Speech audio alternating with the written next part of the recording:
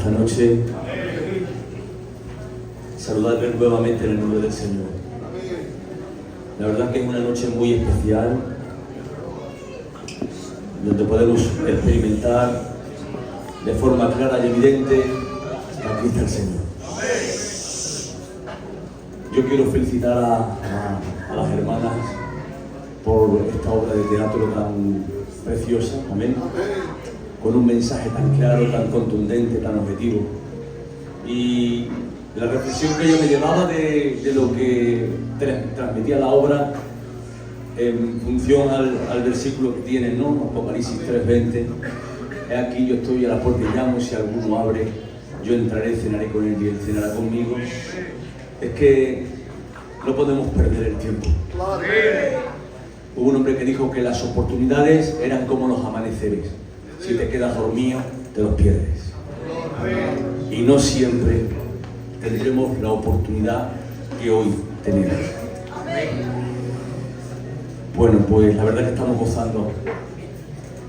Es una campaña bendecida. Hay sitios donde Dios te lleva para bendecir, y en este caso Dios nos ha traído para ser bendecidos. Amén. Soy consciente que es muy tarde. Son, por mi reloj, en la hora de España, son las 12, las 8, son las 12 menos 25, aquí las 11 menos 25. Yo voy a estar poquito tiempo. Me gustaría poder compartirles, no todo, pero un trocito de un tema que tuve la oportunidad de poder compartir el otro día en Salamanca, en la iglesia de nuestro hermano Zenón. Y es un tema sencillo, pero no porque sea sencillo deja de ser importante y necesario. Y quizás no hace falta pegar muchas voces, pero sí hace falta que usted preste atención. Y vamos a tocar hasta donde podamos, 15, 20 minutos, en función de lo que vayamos viendo, ¿vale? Mire, el título de la palabra del Señor en esta noche es este: la cárcel de una queja. ¿Aquí se dice queja? La cárcel de una queja. Sí. Y tengo que comenzar diciendo en esta noche que no hay nada que tenga más capacidad de encarcelar tanto tu vida emocional, como tu vida física, como tu vida espiritual, que hacer de la queja un hábito de vida. ¿Entendido esto? No hay nada que tenga más capacidad de encarcelar tu vida emocional, tu vida física, que ahora lo vamos a ver, y tu vida espiritual. No hay nada que tenga más capacidad de hacer de la queja un hábito de vida. Hoy tristemente tenemos que decir que el pueblo de Dios, mucho pueblo de Dios, pasa más tiempo quejándose que adorándole. Ahora bien, la pregunta sería esta: bueno, ¿qué es una queja? La palabra queja en el original viene como congusmos, y la palabra congusmos, simplificándolo a nuestro lenguaje común, viene a decir esto. Esto es una queja, de una forma muy resumida. Una queja es la expresión verbal externa que se produce como resentimiento de una causa interna por algo que me hicieron o por algo que me ocurrió. Y ese algo que me hicieron o que me ocurrió me lleva a un profundo desacuerdo con Dios. Eso es una queja. Una queja es algo que expresamos por nuestra boca como consecuencia de un resentimiento interno que se ha producido por algo que me han hecho o que me ocurrió, con lo cual no estoy de acuerdo, y ese desacuerdo me lleva a ponerme diametralmente en oposición a Dios. Ahora bien, ¿qué implica esto? Presta atención porque esto es muy importante. Mire, cuando nosotros nos quejamos, tengo que decir que no hay nada que tenga más capacidad de cuestionar el poder y la fidelidad de Dios que la queja en la que yo vivo. Lo vuelvo a repetir porque creo que no me han entendido.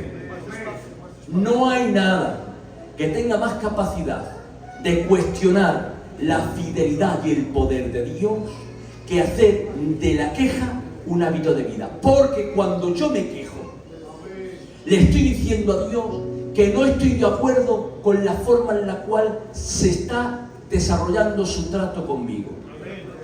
Cuando yo me quejo, le estoy diciendo a Dios que no lo está haciendo bien.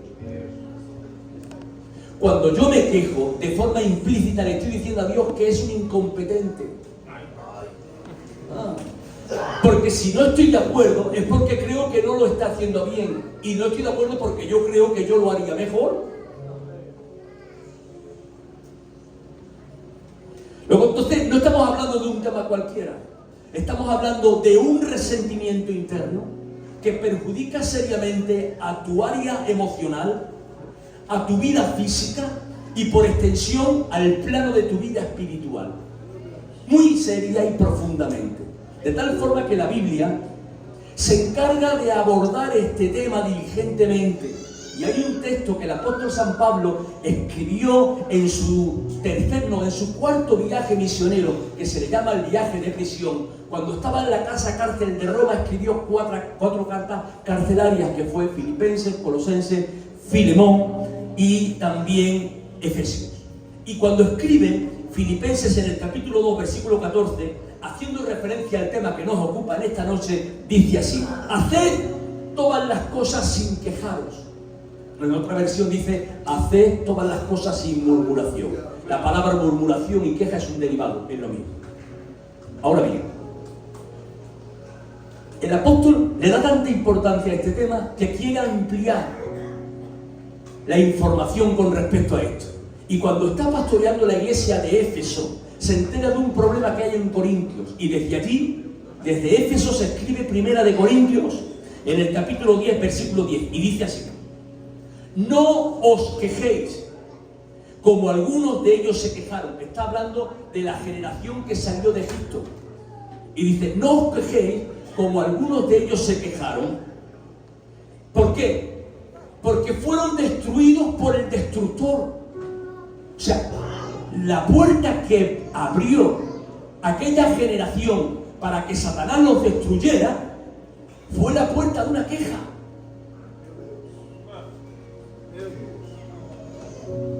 No os quejéis como aquellos se quejaron, porque, dice la Biblia literalmente, fueron destruidos por el destructor. Porque no hay nada que abra más puertas a las tinieblas en la vida de un creyente que estar constantemente quejándonos por un resentimiento interno que se ha producido por algo que te hicieron o por algo que te ocurrió, y ese resentimiento interno te lleva a vivir en un profundo desacuerdo con Dios, donde tu vida constantemente por tu actitud está ofendiendo profundamente a Dios, porque todo lo que no proviene de fe, y la queja no es fe. ¿Entendido? Luego entonces el tema es muy fino, pero es muy serio. Ahora bien, hemos dicho que la queja nos perjudica en los tres planos de nuestra vida: en el emocional, en el físico y en el espiritual. Y científicamente es comprobable. Esto se puede verificar, porque esta información no tan solamente se puede corroborar a nivel científico, sino también a nivel bíblico. Pero la ciencia, con respecto a la queja, dice que cuando nosotros hacemos de la queja un hábito constante y permanente, que es no estar de acuerdo por lo que nos ha pasado o por lo que nos han hecho, y le damos nuestra queja a Dios, la ciencia dice que nuestra queja tiene la capacidad de reprogramar nuestro cerebro, concretamente un área que se llama el hipocampo, que es donde se razona y donde se toman las decisiones, y esa queja tiene la capacidad de subyugar el hipocampo de nuestro cerebro, que es donde se razona y se decide, para hacer de nuestro cerebro un cerebro pesimista, donde todo lo vemos negativo y todo lo vemos mal. Cuando la queja está constantemente mandando un mensaje subliminal, nuestro cerebro se ve subyugado en el hipocampo para que nuestros razonamientos y nuestras decisiones sean razonamientos y decisiones pesimistas. Es por eso que hay muchos que todo lo ven mal, no ven nada bien, en todo encuentran una falta, todo lo ven negativo, esto no puede ser, esto no va a salir. Gente que vive constantemente en una queja y que su parte emocional está siendo subyugada por lo negativo y por lo pesimista. Ven el vaso medio lleno, nunca lo ven medio vacío. Ahora bien, atención a esto que les voy a decir. Cuando yo vivo en una queja, note bien, la queja va produciendo en mí angustia, tristeza, ansiedad, melancolía, depresión. Esa carga emocional la tiene que soportar nuestro cerebro. Y nuestro cerebro, la ciencia dice que tiene un mecanismo para autoprotegerse de esa carga emocional y que esa carga emocional no lo dañe. Y cuando el cerebro se ve atacado constantemente por la carga emocional que desata una queja, la ciencia dice que se empieza a liberar una hormona que se llama la hormona de cortisol, que es la hormona de la felicidad. ¿Para qué?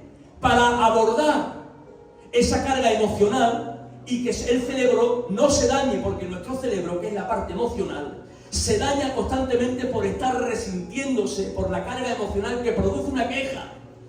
De eso usted cuenta hasta donde estamos llegando. Ahora bien, el cortisol, que es un mecanismo que se activa automáticamente porque el cerebro se autoprotege mediante esa hormona, es bueno en su justa medida. Pero cuando el cerebro tiene que estar constantemente generando cortisol porque estamos constantemente en una queja, el exceso de cortisol perjudica al cerebro. Pero no tan solamente el cerebro, sino también perjudica nuestro sistema inmunológico.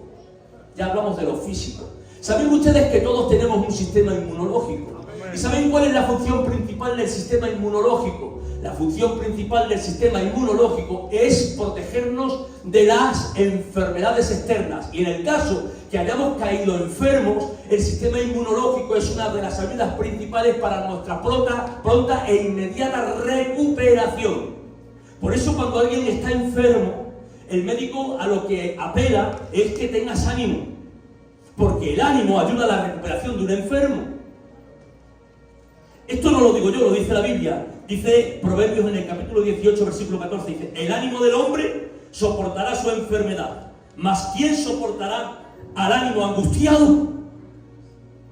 Luego entonces hemos podido observar, note bien, que la queja, el resentimiento de una queja, afecta a nuestra área emocional, por extensión a nuestra área física, pero lo más triste de todo es que la queja también afecta a nuestra área espiritual.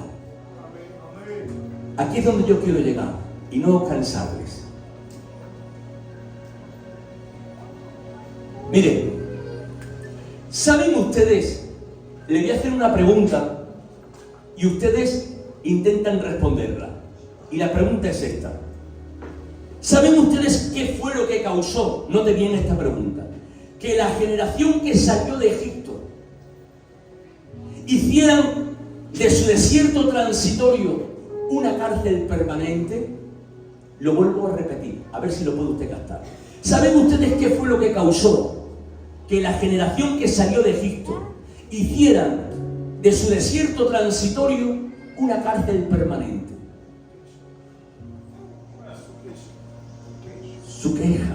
Lo que tenía que ser una travesía transitoria, que tenía que ser el trampolín para lanzarnos a poner los pies en el propósito, la queja hizo de un desierto transitorio una cárcel permanente, relegándolos al desierto de la derrota, de la frustración, donde no vieron el cumplimiento del propósito. La queja hizo de un desierto transitorio una cárcel permanente.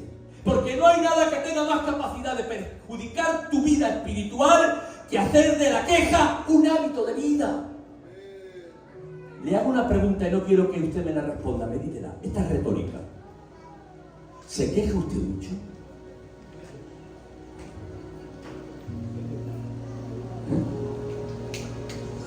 Señor, mi economía está mal. Señor, siempre tengo problemas. Señor, siempre hay esto. Señor, siempre hay lo otro. No estoy de acuerdo con lo que me han hecho. No me parece bien lo que me ha pasado. ¿Se queja usted mucho? La queja tiene la capacidad de hacer tu desierto transitorio una cárcel permanente. La Biblia nos dice en Números, en el capítulo 11, que esta generación se quejaba por la comida, se quejaba por el agua, se quejaba por el liderazgo de Moisés, se quejaban de haber sido liberados acordándose de Egipto, se quejaban porque había ciudades amuralladas y grandes gigantes en la tierra, se quejaban por todo. ¿Y saben ustedes qué fue lo que ocurrió? La queja produjo en ellos 3 efectos letales, dañinos, perniciosos. La queja, en todos los que viven en ella constante y permanentemente, llegan a sembrar en el corazón del hombre y de la mujer que viven en la queja 3 efectos que matan todo lo que quiere crecer a su alrededor, y fue la ingratitud, la amargura y la pérdida de propósito. Porque cuando yo me quejo, me vuelvo un desagradecido, porque el que se queja no tiene tiempo para agradecer. La Biblia dice que aquella generación, dice en Números, en el capítulo 11, dice, nos acordamos, ¿de eso usted cuenta? La necedad en la cual nos lleva una queja. Aquella generación que fue libertada de una forma extraordinaria, sobrenatural, portentosa, singular por el Señor, dice, nos acordamos del pescado que comíamos en Egipto. Nos acordamos de los pepinos, de los melones, de los puerros, de las cebollas, de los ajos, y ahora nuestra alma se seca, pues nada sino este maná ven nuestros ojos. ¿No te viene esto que le voy a decir? Mientras que aquella generación se quejaban por 4 hortalizas que se comían en la esclavitud de Egipto, se estaban olvidando de agradecer que Dios, por amor a ellos, envió 10 plagas devastadoras que tuvo la capacidad de poder humillar al imperio más poderoso del momento.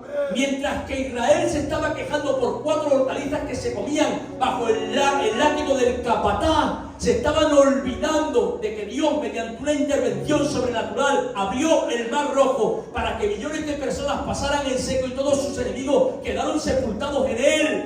Mientras que Israel se quejaba por 4 hortalizas, se estaban olvidando de agradecer a Dios que Dios les daba pan de ángeles que cocinaban en los hornos celestiales y se lo acompañaba con codornices que volaban a la altura del suelo para que pudieran comer. Mientras que Israel se acordaba de 4 pepinos y de 4 melones, se estaban olvidando de que Dios dispuso a su disposición una roca inerte que en algunos momentos parecía que tenía vida, y cuando Israel tenía sed, aquella roca inerte se convertía en un ontanar de agua inagotable. Mientras que Israel se quejaba por 4 hortalizas, se estaban olvidando que Dios puso a su disposición una columna de humo por el día que los protegía del fuerte calor abrasador del desierto, y les puso una columna de fuego por la noche que los protegía del frío gélido del desierto y le daba luz en medio de la oscuridad. Israel entró en la necedad de una queja y se volvió un pueblo ingrato y se olvidó de agradecer todo lo que Dios había hecho en su favor. Y digo yo en esta noche, que Dios reprenda de nosotros la queja y sea cambiada hoy por una expresión de alabanza,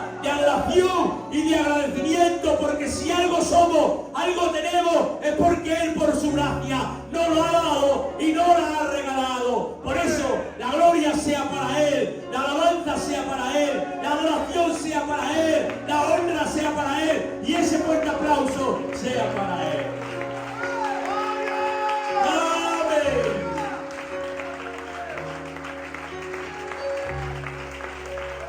Bueno, yo voy a saltar y voy a llegar al final.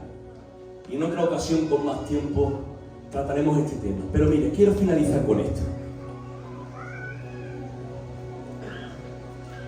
Este tema me gustaría que usted lo escuche. Mire, hay 2 formas en las cuales un creyente se puede quejar. Están aquellos que se quejan por las consecuencias que su propia forma de vida crean y producen y causan. Y están aquellos que se quejan que intentando vivir una vida cristiana, agradándole a Dios, les ha sobrevenido una situación que no esperaban, que los ha descolocado y que de forma sorpresiva los ha alcanzado. Están aquellos que se quejan por lo que su propia forma de vida causa, provoca y genera. Pero luego están aquellos que se quejan porque intentando vivir en la voluntad de Dios han sido sorprendidos por una situación que no esperaban. Evidentemente, Iglesia del Señor, no podemos tratar a los primeros igual que a los segundos. No los podemos tratar igual. ¿Qué le tendríamos que decir a los primeros? Atención por aquí. Aquellos que causan situaciones que ellos propiamente provocan y luego se quejan amargamente por la situación que ellos han provocado. A estos les tendríamos que decir que hasta que no dejen de hacer lo que no tienen que hacer y empiecen a hacer lo que tienen que hacer, su queja no terminará. Porque las quejas que surgen como consecuencia del desorden de una vida solo se terminarán cuando deje de hacer lo que no tengo que hacer y empiece a hacer aquello que tengo que hacer. Porque las quejas que yo provoco, solamente yo las quitaré cuando empiece a vivir en sintonía con la voluntad de Dios. Ahora bien, y con esto voy a finalizar, ¿qué tendríamos que decirles? Aquellos que están intentando agradar a Dios y que les ha venido una situación que no esperaban y que esa situación los tiene ahí paralizados. Señor, ¿por qué me ha ocurrido esto? ¿Por qué me ha ocurrido esto? ¿Por qué ha venido esto a mi vida? ¿Qué tendríamos que decirle a estos? Mire, a estos me gustaría recordarles de los dos principios del poder de una fe legal, me gustaría por lo menos recordarle uno y finalizar. 5 minutos. Porque estoy seguro que cuando le recordemos solamente un principio del poder de una fe legal, tendrán la capacidad de cambiar el resentimiento de una queja por una expresión de alabanza, de adoración y de fe. Atención, miren. ¿Qué es la fe? Esto va para aquellos que no han buscado, que no han provocado, que no son la causa de su problema, que les ha venido sin que ellos lo buscaran. Este mensaje va para ti. Y recíbelo. Y la pregunta es, ¿qué es la fe? La fe, dice Hebreos en el capítulo 11, versículo 1, dice, es pues la fe, la certeza de lo que se espera, la convicción de lo que no se ve. Dicho de otra forma, la palabra fe es creer sin ver, esperar con certeza, y todo esto en un estado de profunda convicción y seguridad. Eso es fe. Pero sospecho que ustedes, al igual que yo, pueden vislumbrar que la fe es algo más. Ustedes saben que el Nuevo Testamento fue escrito originalmente en griego y el Antiguo Testamento fue escrito en un 98% en hebreo y un 2% en arameo. Cuando nosotros queremos buscar con precisión la etimología de una palabra, nos tenemos que ir al original en el cual fue escrito. ¿Y saben ustedes cómo viene la palabra fe en griego? Viene como pistis. ¿Y saben ustedes qué significa la palabra pistis, que es fe?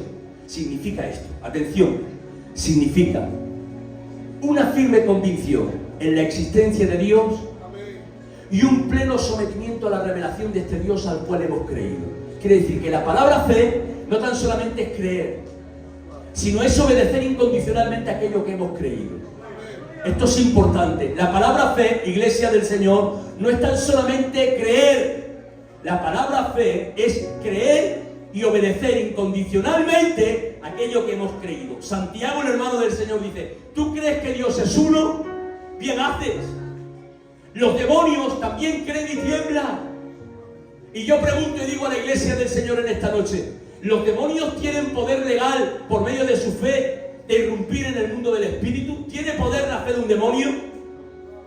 Yo digo que no. Porque los demonios creen. Porque los demonios de hoy fueron los ángeles de ayer. Ellos tienen conocimiento de la existencia de Dios.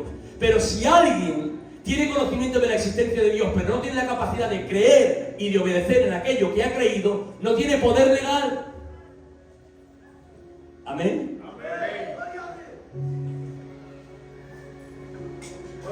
Yo hago una pregunta. Y digo, ¿quieres que tu fe sea respetada en el cielo? No. ¿Quieres que tu fe sea respetada en el cielo? Hay que empezar a vivir con fidelidad en la tierra.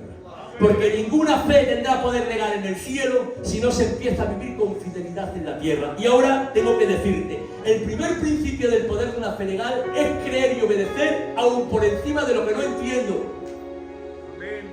Aun cuando no entiendo, aun cuando no comprendo, la fe es seguir creyendo y seguir obedeciendo, porque la fe consiste en creer cuando todo a nuestro alrededor nos da 1000 motivos para dejar de hacerlo.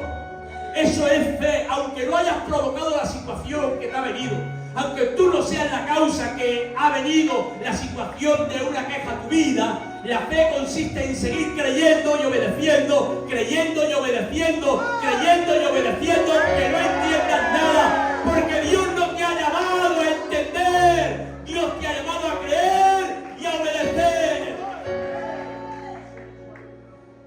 Mire, no hay nada que te haga más daño que querer entender lo que Dios no te quiere revelar. No hay nada que te haga más daño que querer entender lo que Dios se quiere reservar. La Biblia dice que la gloria del rey es su honra y la gloria del rey es su honra y la gloria de Dios es su misterio. Las cosas reveladas pertenecen a nosotros y las ocultas le pertenecen a Él. Hay veces que nosotros queremos entrar en dependencias privadas que le pertenecen a Él y Él no quiere revelarte el por qué te está tratando así. La Biblia dice que Job salió de la cárcel de su queja cuando cambió de actitud y se empezó a preocupar más de creer y de obedecer que de entender. Mientras que quería entender y preguntar, la queja lo estaba encarcelando, pero cuando cambió de actitud y se ubicó en el principio legal de una fe y empezó a preocuparse más de creer y de obedecer que de entender, se liberó de la cárcel de la queja y pudo decir: ahora mis ojos te ven, y de oídas te había oído, pero ahora mis ojos te ven y te conocen. Escucha esta frase. Hubo un hombre que dijo: es una locura amar a Dios si no lo amas con locura. ¿Vale? Es una locura amar a Dios si no lo amas con locura, porque el que quiera entenderle, el que quiera comprenderle, el que quiera medirle, el que quiera pesarle, el que quiera evaluarle, se equivocó, porque Dios es infinito, es inmenso, es eterno. Nuestra mente finita no tiene la capacidad de poder entender en las formas en las cuales Dios nos trata en algunos momentos. Es una locura amar a Dios si no lo amamos con locura. Y hubo una frase que me gustaría que la escuchara. Y dijo un hombre que la fe se salvará sin la razón, pero la razón no se salvará sin la fe. ¿Entendió eso, pastor? La fe se salvará sin la razón, pero la razón no se salvará sin la fe. ¿Saben ustedes por qué? Porque la fe no pregunta, la fe cree y obedece. La razón pregunta: ¿y por qué? ¿Y cuándo? ¿Y esto por qué? ¿Y a mí qué me ha pasado? Y dice: la fe se salvará sin la razón, pero la razón no se salvará sin la fe. No podemos vivir una vida en Dios basado en razón. La fe es el único camino que tenemos para agradar a Dios, para enfrentar desafíos y para conquistar el propósito que Dios tiene para nosotros. ¿Y en qué consiste la fe? En creer y obedecer incondicionalmente aquello que hemos creído. Dios está aquí. Y en esta noche Dios quiere que cambie el resentimiento de una queja por una expresión de alabanza, de adoración y de fe. Mire, me quedan 2 minutos, os lo prometo.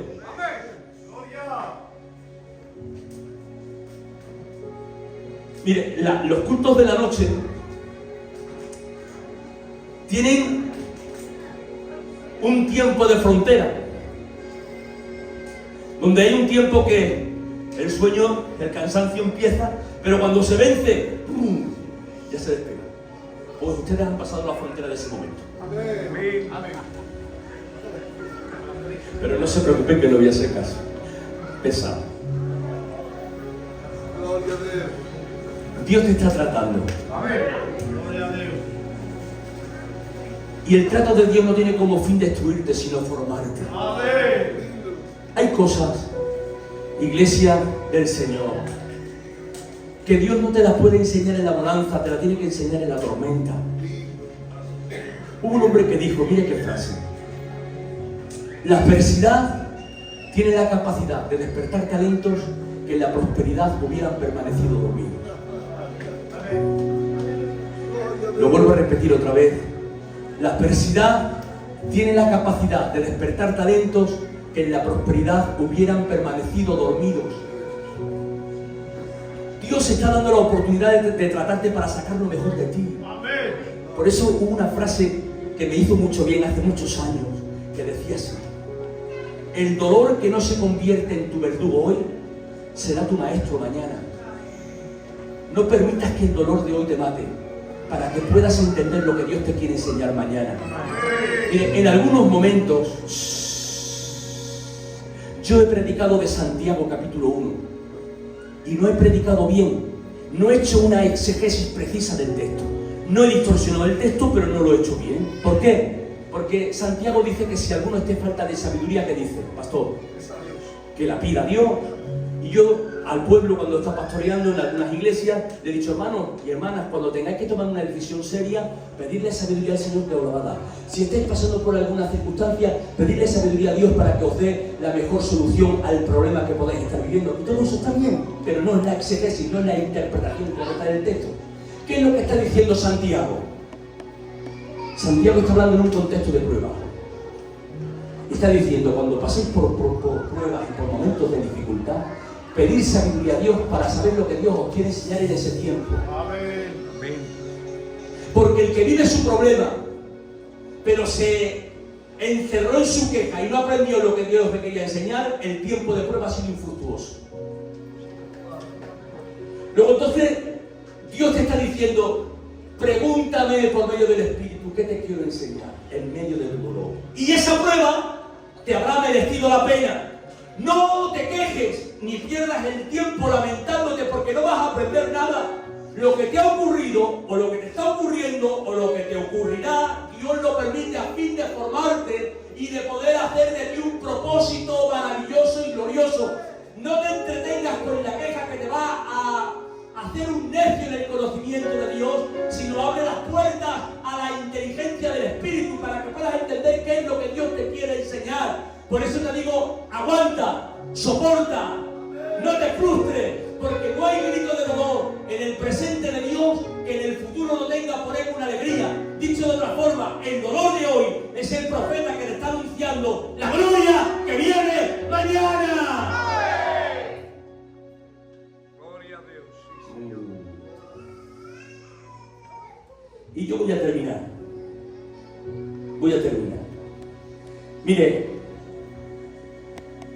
Dios muchas veces nos muestra más su amor por aquello que nos niega que por aquello que nos da.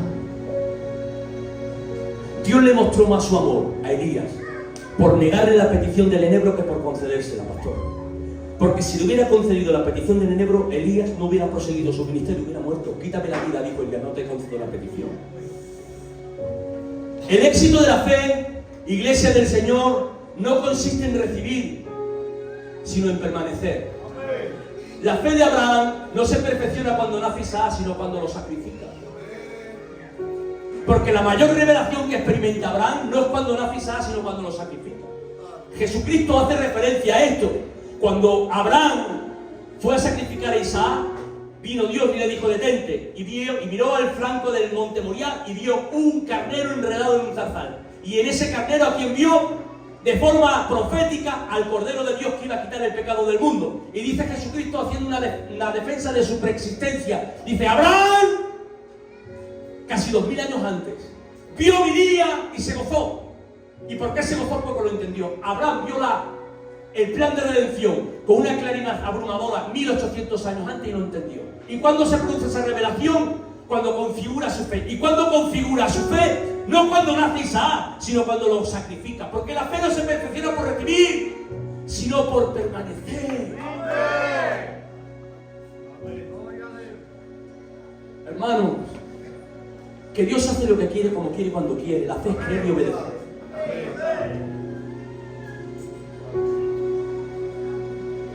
Pablo, un coloso de la fe, coloso de la fe. Y es azotado por una enfermedad oftalmológica repugnante, dicen los entendidos. Ha hecho milagros por doquier, liberaciones, sanidades. Ahora llega su momento y Dios no quiere intervenir. Durante 3 veces ha orado a Dios. ¿Y qué le ha dicho Dios? Pablo, bástate mi gracia porque mi poder se perfecciona en tu debilidad. No te salves.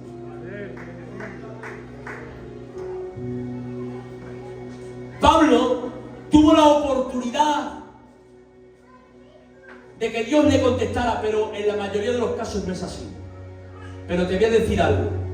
Dios todo lo que hace, lo hace bien. Hay cosas que a nosotros nos parecen buenas, pero no es lo mejor. Lo mejor es lo que Él decida por nosotros. Y aún cuando Dios no quiere sanar, aún cuando Dios no quiere conceder peticiones, no es porque sea un capricho de su soberanía, sino es porque es un amor tan profundo que muchas veces nos muestra más su amor por aquello que nos niega que por aquello que nos da. Sabemos que la sanidad de Pablo no le interesaba porque se iba a envanecer, pero lo sabemos porque está escrito, pero muchas veces no sabemos de lo que nos está quitando Dios cuando le pedimos cosas que aparentemente para nosotros son buenas, pero Él en su mente infinita ve que no lo son. Luego entonces te quedo con esto y no te canso más. Tú que no has provocado la situación que estás viviendo, tú que no has sido la causa que la has suscitado, vive en el principio del poder de una fe legal, que es creer y obedecer incondicionalmente aquello que has creído. No te preocupes por entender, preocúpate por creer y obedecer, porque la fe se salvará sin la razón, pero la razón no se salvará sin la fe. Y aquellos que viven en el poder de una fe legal serán aquellos que tendrán la capacidad de cambiar el resentimiento de una queja por una expresión de alabanza, de adoración y de fe. Y tengo que terminar diciéndole a la iglesia, como dijo el apóstol San Pablo a los filipenses: estoy completamente convencido que aquel que comenzó en vosotros la buena obra la perfeccionará hasta el día de Jesucristo. Ese fuerte aplauso para el Señor.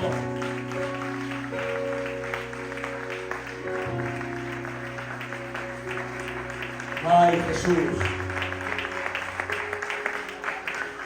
Bueno, pues nada, iglesia, sin más decirles que ha sido un placer y una bendición haber compartido con vosotros estos 2 cultos y haberos podido conocer. Me llevo una impresión preciosa, una iglesia que sabe adorar y que sabe glorificar el nombre del Señor. Así que les animo que por encima de todas las cosas sigan adelante, porque estamos mucho más cerca que cuando empecemos. Y como decía el hermano Zenón, tengo por cierto que las aflicciones del tiempo presente no son comparables con la gloria que en nosotros hay. ¡Hacia adelante! ¡Cristo viene pronto!